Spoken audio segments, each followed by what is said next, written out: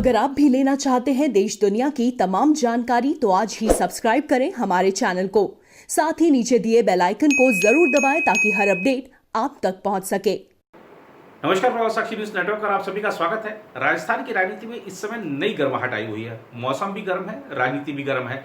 दरअसल 19 जून को राज्यसभा चुनाव होने हैं 3 सीटों पर, और उससे पहले कांग्रेस को लगता है कि कहीं उसके विधायक या उसको समर्थन दे रहे 12 निर्दलीय विधायक छिटक कर बीजेपी के पाले में न चले जाएं। इसीलिए कांग्रेस ने अपने सभी विधायकों को और अपने सभी समर्थक विधायकों को दिल्ली जयपुर राजमार्ग पर एक रिसोर्ट में लेकर ठहराया है। कल देर रात को वहां पर ठहराया गया सबको। मुख्यमंत्री अशोक गहलोत भी मिले उनसे और बातचीत करी। आज राजस्थान के जो कांग्रेस प्रभारी हैं अविनाश पांडे, वो भी उनसे विधायकों से मुलाकात करेंगे। और वहां पे जो रिसोर्ट के बाहर सादे कपड़ों में पुलिस को तैनात कर दिया गया है ताकि विधायक बाहर नहीं जाने पाए और बाहर वाला कोई उनसे संपर्क नहीं कर पाए। राजस्थान की सरकार ने कल जिस तरीके से बॉर्डर सील किए थे प्रदेश के, कोरोना वायरस का हवाला देते हुए, उसको भी अब इस मामले से जोड़कर देखा जा रहा है। कहा जा रहा है कि कांग्रेस को डर था कि कहीं उसके विधायक राजस्थान से बाहर ना चले जाएं या कहीं कोई बाहर वाला आकर विधायकों से संपर्क ना कर पाए, इसलिए भी ये सब कवायद की गई। तो डर शायद जो कांग्रेस का एकदम से लगा है, उससे लग रहा है कि कहीं ना कहीं कुछ सदबुगाहट तो है। वहीं अगर हम बात करें, जो कांग्रेस ने आरोप लगाए हैं बीजेपी पर, भ्रष्टाचार निरोधक ब्यूरो को पत्र भी लिखा है। बीजेपी का कहना है कि दरअसल कांग्रेस के अंदर अपने आप ही अंतर विरोध है जो खुलकर सामने आ रहा है। बीजेपी की जो प्रदेश अध्यक्ष हैं सतीश पूनिया, उन्होंने कहा कि बीजेपी के समर्थन में, बीजेपी की नीतियों से कई कांग्रेस विधायक सहमत हैं। प्रधानमंत्री नरेंद्र मोदी की नीतियों से कई कांग्रेस विधायक सहमत हैं और अगर ऐसे में वो आना चाहते हैं तो लेकिन ये रोक रहे हैं। वहीं अगर मुख्यमंत्री की बात करें तो मुख्यमंत्री अशोक गहलोत कह रहे हैं कि बार बार लोकतंत्र का हनन करती है बीजेपी। और इस पूरे मुद्दे पर प्रदेश अध्यक्ष बीजेपी के सतीश पूनिया क्या कह रहे हैं, पहले आपको वो सुनाते हैं और आपको सुनाएंगे मुख्यमंत्री अशोक गहलोत का इस पर अपना क्या रुख है वो भी सुनाएंगे। और लेकिन हम आपको एक चीज पहले बता देना चाहते हैं, वो बात यह है कि मुख्यमंत्री आज भले ही बीजेपी पर जोड़ तोड़ की राजनीति करने का, लोकतंत्र को खतरे में डालने का आरोप लगा रहे हो, लेकिन जोड़ तोड़ की राजनीति में अशोक गहलोत खुद भी माहिर हैं। एक बार वो पहले भी दूसरे दलों के विधायकों को तोड़कर अपने पाले में कर चुके हैं, अपनी सरकार चला चुके हैं। इस बार जो उनकी सरकार है उसमें भी उन्होंने बसपा से जो 6 विधायक तोड़कर अपनी पार्टी में लेकर आए थे।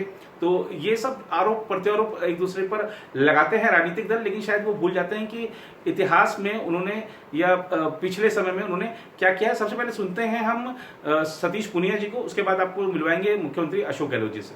सैया भाई कोतवाल तो डर काहेगा, लेकिन कोतवाल होने के बाद भी डर है, ये ताजू की बात है। और जो कल घटित हुआ उससे सरकार की और कांग्रेस की कमजोरी और उनका अंतर्कलह साफ तौर पर दिखता है। बीजेपी पर उन्होंने गुजरात और मध्य प्रदेश का उदाहरण जरूर दिया है, लेकिन ये इस बात का प्रमाण है, उसमें कोई डील हुई है ऐसा नहीं है। ये इसलिए बात का प्रमाण है कि कांग्रेस पार्टी वैचारिक रूप से लोगों के मन से उतर गई। उनके अपने विधायक मोदी जी की और बीजेपी की नीतियों पर भरोसा करते हैं। कांग्रेस पार्टी में उनको कोई राजनीतिक भविष्य दिखता नहीं है। और जिस तरीके से राजस्थान में अंतर्कलह है, जो अंतर्विरोध है, सरकार की बुनियाद उसी पर थी और आज वो परिपक्व होने की कगार पर है, इसलिए उनको लगता होगा। और ये पिछले 1.5 साल से दिखता है कि सदन में भी उनके वरिष्ठ विधायकों ने वीआरएस तक लेने की बात की। विश्वेंद्र सिंह जी लगातार सरकार के चिकित्सा कुप्रबंधन की पोल खोलते हैं, उनके अपने विधायक मंत्रियों के खिलाफ बोलते हैं। तो सरकार का असंतोष के तो बहुत सारे प्रमाण है। उन्होंने जो आरोप लगाया है, यदि उनमें नैतिकता है, शर्म है, ईमान है, तो प्रमाण पेश करें। बातों से कुछ नहीं होगा, केवल जनता के बीच में भ्रम फैलाना और अपने आप को मसीहा साबित करना, ये अशोक गहलोत जी की फितरत में। और मुझे लगता है कि जल्दी जनता के सामने सच्चाई सामने आ जाएगी। आशंकित हैं, अंतर्विरोध के शिकार हैं, असुरक्षित हैं, कमजोर हैं और इसीलिए उनको बाड़ाबंदी करनी पड़ी, सीमाएं सील करने का आदेश देना पड़ा। वरना राजस्थान की राजनीति बहुत सहज तरीके से चल रही थी। कहीं न कहीं मुझे लगता है धुआं है तो आग भी होगी, और उसको संभालने में पूरे तरीके से विफल हुए, इसलिए बीजेपी पर आरोप लगाते हैं। एक तो जीवन बचाना है और दूसरी तरफ जीविका बचाना, आजीविका बचाना है, तो दोनों काम साथ ही करें। और तीसरा ही चुनाव आ गया, जो मोदी जी की कृपा से 2 महीने पहले हो जाता, 2 दिन का गैप था। क्या तुक था भाई, क्योंकि आपने खरीद पूरी नहीं कर पाए थे गुजरात में, राजस्थान में, इसलिए आपने गेम प्ले किया और धजिया उड़ा दी लोकतंत्र में। आपने इलेक्शन कमीशन में दबाव देते हुए कोर्ट में दबाव दिया, मैंने उसको कंडेम किया था। और आप देख लीजिए, आप वापस चुनाव हो रहे, वही कोरोना चल रहा है। क्या तुक था आपका करने, कोई जवाब है इनके पास में? कोई जवाब नहीं। सर सरकारी मुख्य सचेतक महेश जोशी जी है, उन्होंने ग्रुप में पहुंच चुका है, खबर आती है, सोशल मीडिया में आती है, और जिस प्रकार की खबर आ रही थी कि ये टोटली खेल खेलेंगे मध्य प्रदेश वाले। हालांकि मध्य प्रदेश के जो 22 MP गए हैं, वाली 22 MLA गए, उनकी बहुत दुर्गति हो रही है। वो लोग वहाँ घुसने वाले क्षेत्र के अंदर लोग कहते थे तो 25 करोड़ में बिके लोग हो, किस पूछ आए वापस? 5 साल ही भेजा हमने आपको, आप आ गए जल्दी क्यों आए भाई? और बीजेपी वाले टिकट नहीं दे पा रहे उनको, क्योंकि वहाँ की बीजेपी खुद का कैडर है, वो कहता हम कहाँ जाएंगे।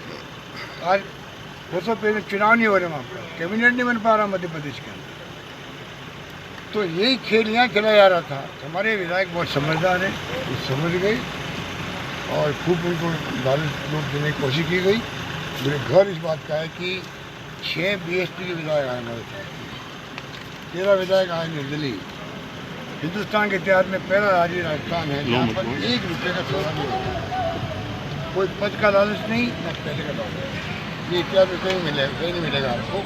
गौरतलब है कि राजस्थान में 3 राज्यसभा की सीटों के चुनाव होने, द्विवार्षिक चुनाव जो है, कांग्रेस की बात करें तो कांग्रेस ने अपने राष्ट्रीय महासचिव KC वेणुगोपाल को और नीरज टांगी को उम्मीदवार बनाया है। बीजेपी ने एक उम्मीदवार उतारा था, लेकिन एंड टाइम पर एक और उम्मीदवार उतार दिया, जिससे ये मुकाबला या कह सकते हैं कि चुनाव कराने की नौबत आई है, वरना अन्य कई राज्यों की तरह निर्विरोध उम्मीदवार चुन लिए जाते। अब अगर हम बात करें सदन में संख्या की, तो कांग्रेस के हालांकि BSP के जो 6 विधायक आए थे उसको मिला के कांग्रेस के इस समय 106 विधायक हैं, 200 सदस्य विधानसभा में, और 13 निर्दलीय विधायक हैं, जिसमें से 12 कांग्रेस का समर्थन कर रहे हैं, बाकी बीजेपी के विधायक हैं। तो कोई सीट अभी समय खाली नहीं राजस्थान में। रोज चुनाव रोचक है, देखना होगा कि ऊंट किस करवट बैठता है। हालांकि राजस्थान में भी क्रॉस वोटिंग होती रही है, इस बार हो पाती है या नहीं, मुख्यमंत्री अपना जो कुनबा है उसको समेट कर रख पाते हैं नहीं, इस पर सबकी निगाह रहेगी। और मुख्यमंत्री के लिए ये चुनाव इसलिए भी ज्यादा महत्वपूर्ण हो गया है क्योंकि उनको जिस तरह से सचिन पायलट जो उप मुख्यमंत्री हैं उनसे चुनौती मिलती रहती है उनके नेतृत्व को लेकर, तो अगर वो इस बार अपने कैंडिडेट्स को नहीं जिता पाए तो उनके लिए वाकई में मुश्किल हो जाएगी।